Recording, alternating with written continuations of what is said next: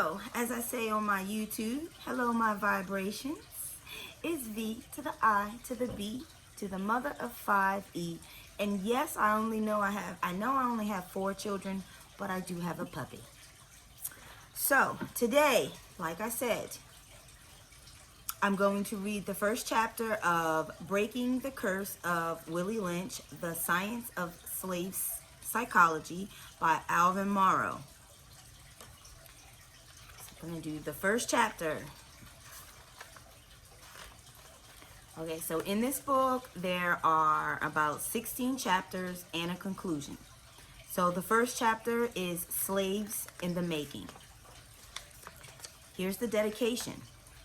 To the people in America that were kidnapped from Africa and brought to the shores of the Western world as captives in the holds of slave ships. Breaking the curse of Willie Lynch is an assignment for all of their descendants. This book is for those who are consciously striving to recover from the psychological wounds brought about by the nature of our unique slave experience.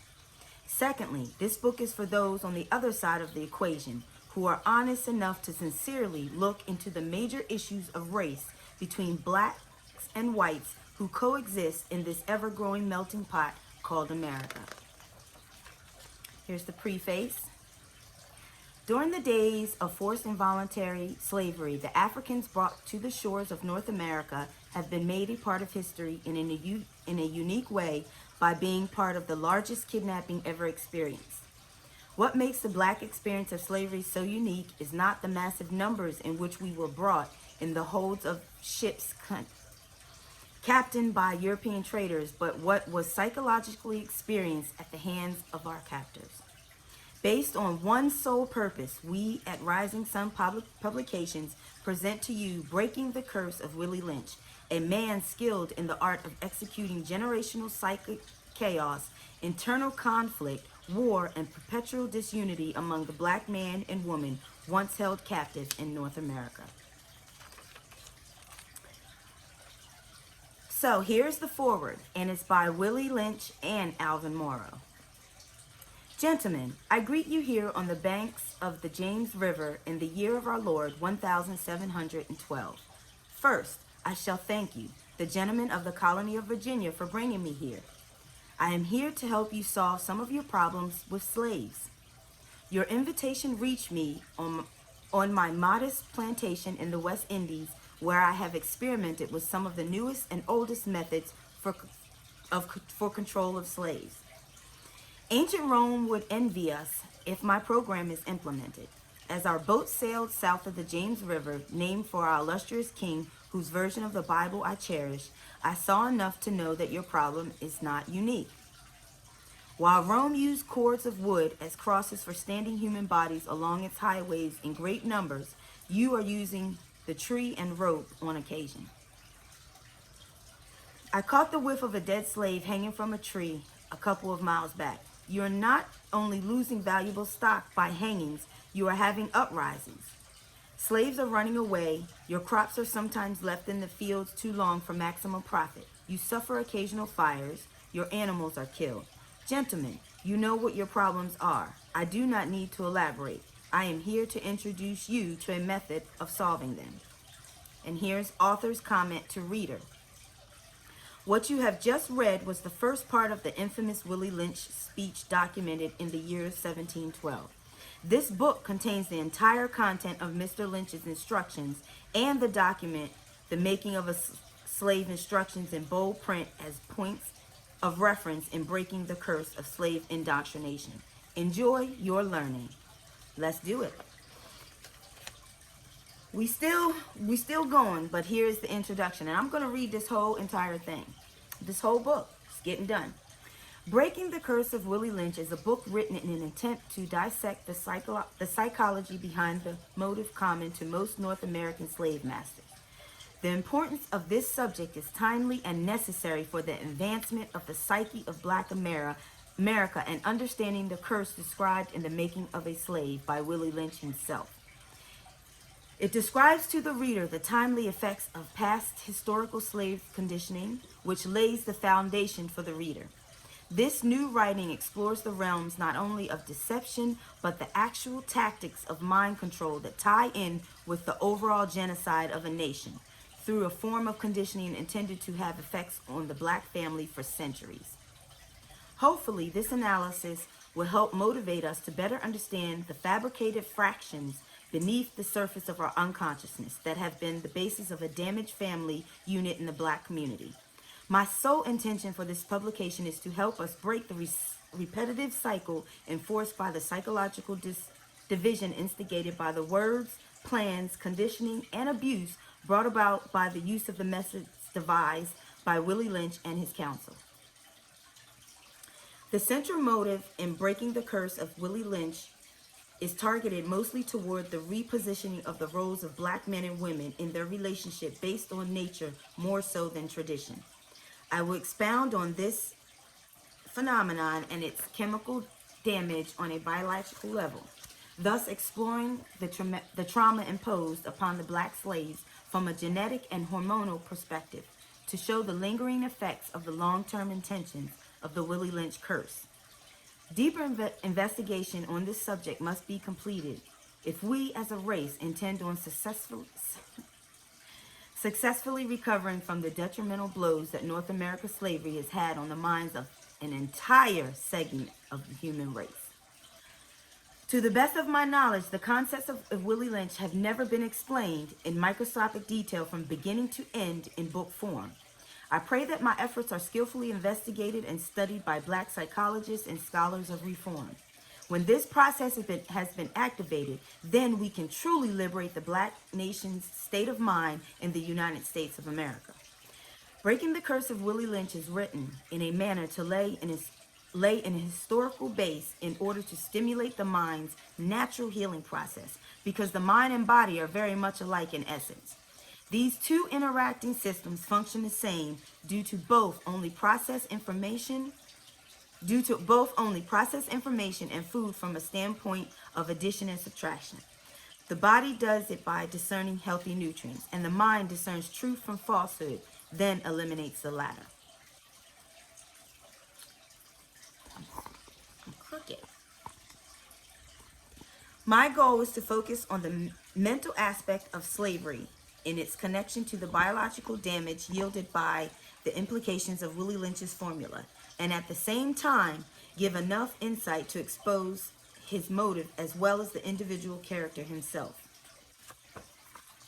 In other words, my purpose for writing this book is to make Willie Lynch as popular as possible, because he should receive proper credit for documenting this often used method of slave making techniques. Mr. Lynch's article should be studied by black religious leaders, scholars, psychologists, and black people in general as a pivotal point for further advancement. This letter contains Mr. Lynch's spirit and mind and expresses in depth his honest personal motive to be direct and most bluntly sincere. In truth, Black America as a nation still suffers largely due to implementation of his plan, which at its essence revolves around the deprivation of our historical base. We will cover as many topics in Willie Lynch's letter as clearly and briefly with as much detail as possible. Hopefully, this book will shed some light on the minds of black men and women in their present state of thinking, to stimulate understanding, initiate harmony, and develop functional families that will in return strengthen our people. A people unlike any other that was stolen, brought to the Western world, and nearly mentally destroyed upon repair. Using this book as a foundational pillar, let you, the reader, and I begin to unite our understandings in an effort to break the curse of Willie Lynch. To every person who comes in contact with this book, take the necessary time to apply this information to your present situation. Notice how the instructions in the Willie Lynch letter are still being used in the common workplace, religious circles, and the black home. Understanding the division of the black female and the male is essential today, because two halves are mandatory for the construction of a free-spirited, righteous, and civilized society. The next step of Willie Lynch's instruction is to create a state of mind in the male and female that repetitiously perpetuates an unforgiveness of one another, while at the same time being apologetic and defensive of white authority and its wrongs. I pray that this small book is used as a reference guide for our present generation and those that follow.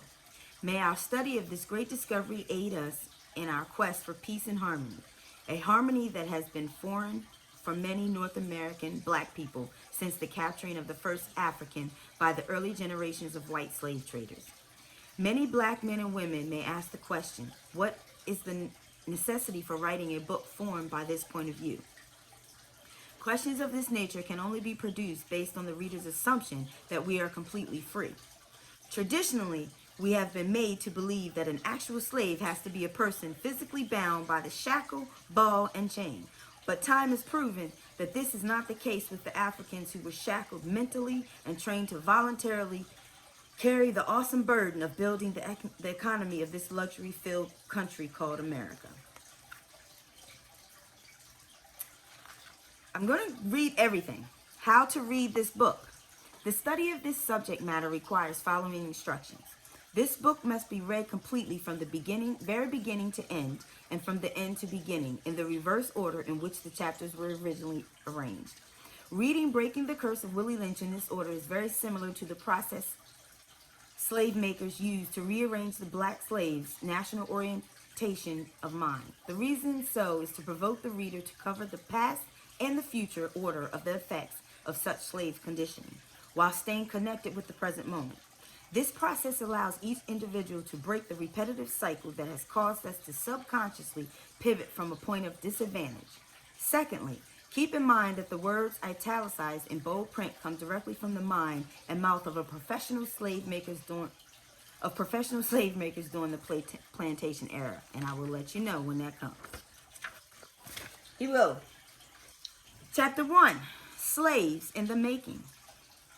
Let's ask ourselves the question, what makes a person a slave? A slave is a person under the manipulation or physical confines of another, brought about by brute force or carefully skilled trickery or deceit. We as a people have already developed a common definition describing the 400 years of forced labor, but many of us have not carefully deciphered the code of the modern slave-making methods of white corporate slaveholders. In a nutshell, a modern slave can easily be defined as a person that carries in his or her mind the old ideas, plans, and will of the old traditional slave maker, even though they are no longer physically detained. Normally, this discussion would have already ended, but due to the continued effective nature of Willie Lynch's letter, we must carry on. As a foundation, let's examine the words of this letter. In doing so, we will get more in touch with the underlying motive behind Mr. Lynch's psychological motives in developing the method for making the black man and woman into the type of slave we are about to describe. Somewhere deep down in the mind of the white slave masters was and still is a deep fear of the people that they oppress. Beneath that fear is the lack of confidence in their own ability, connected to an understanding of the greater ability of the people that they feel must be mastered for purposes of mental security. This state of mind has been internalized and planted more firmly into the heart and soul of black people in the United States more than one more time. This state of mind has been internalized and planted more firmly into the heart and soul of black people in the United States more than any of the other slaves throughout the history and world dominated by white slave makers. Before going any further, several differences surrounding the trade and the making of African into a slave must be made clear. The first point to be made clear is that the actual trade of black slaves did not by itself cause the more potent form of mental damage that blacks suffer today. Even though families and nations have been physically divided to the point where languages and dialogue had been cut off even though families and nations had been physically divided to the point where languages and dialogue had been cut off. From the start, an already developing communication problem had now been amplified and made extremely complicated. Those of us who share the slave experience already see that the present day problems in the black family are based on the structure that the black family was left with during slavery. This is manifested today in the stress-filled tone of communication between many black men and women versus a free-flowing dialogue that produces mutual cooperation instead of conflicts between egos. This does not include the exception of the rare cases where black people have re-wedged and benefited from a stable family unit. Overall, the present issue in the making of a slave over 400 years later has presented us with a dilemma that something more serious than the kidnapping, physical murder, and sale of our bodies had to happen to black people here in North America. Notice that in any discipline where one may strive to obtain the level of mastery, the objective in mastering something difficult is that the subject has to become easy to master. Overcoming the difficulty in the control factor of your subject is a sign that you have successfully mastered the subject. During the time in history when black bodies were clothed in chains, the slave master obviously saw a flaw in his tactics of control when enforcing his barbaric practices of torture, fear, beating, and murder by example to obtain control when dealing with his Negro slaves. The problem described in this book lies more along the lines of the slave master's desire to implement a more evolved type of control over his human livestock. Today, many blacks are still a segregated group living under America's failing economy and are short of basic desired goal of freedom, which includes control over our time, destiny, and money. We will look at Willie Lynch's program from the position of a long-range plan of economic development and profitable security.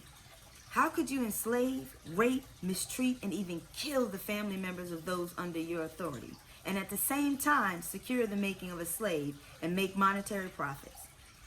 What must be done to the mind of a people who have gone through such conditioning and still carry on their daily service to the people who have perpetuated this atrocity nearly a century and a half after they have been so-called freed? The Caucasian slave masters understood the depths of their own psyche in relation to the true differences between the phrases slave maker and slave master. The first 300 years of American enslavement of the African dealt with the physical captivity, export, and trade of black bodies. But there is a second phase to this story that incorporates the two different understandings stated. Black people as a whole must not only define things for ourselves to color and set the tone of our own picture, reality, but we must understand in detail the definitions of those who continue in their attempt to further control our future. The slave maker can be defined as a person who uses the barbaric tactics of torture, fear, and control. The slave maker can be defined as a person who uses the barbaric tactics of torture, fear, beating, and murder by example alone to obtain control. Secondly, a slave master is a person who has studied the spirit, soul, and psychology on a subject in order to master the internal operating principles that actually makes the person tick. Historically, a title had not up until recently been given to this system, nor had an individual been credited with the development and packaging of such a productive system until the discovery of Willie Lynch's letter. Lynch and company somehow were able to conceptualize the very essence of slave-making methods.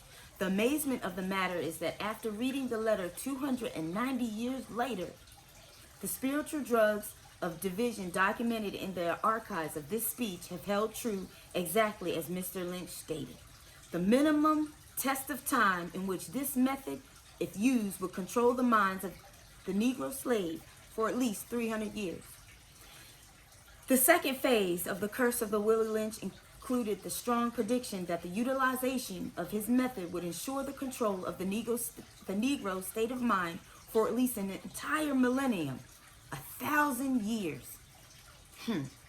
My question to challenge the thoughts of the reader is, can we afford another generation of ours to continue the slave-master-slave relationship? Well, what must be done and studied to prevent the continued tradition of this relationship? Because whether we realize it or not, white America no longer has a need for a codependent relationship with the once shackled slave. To make matters worse, the American economy after the September 11th bombing can no longer support the weight of carrying the responsibility of a mastered slave. Chapter 1. Let's talk about it.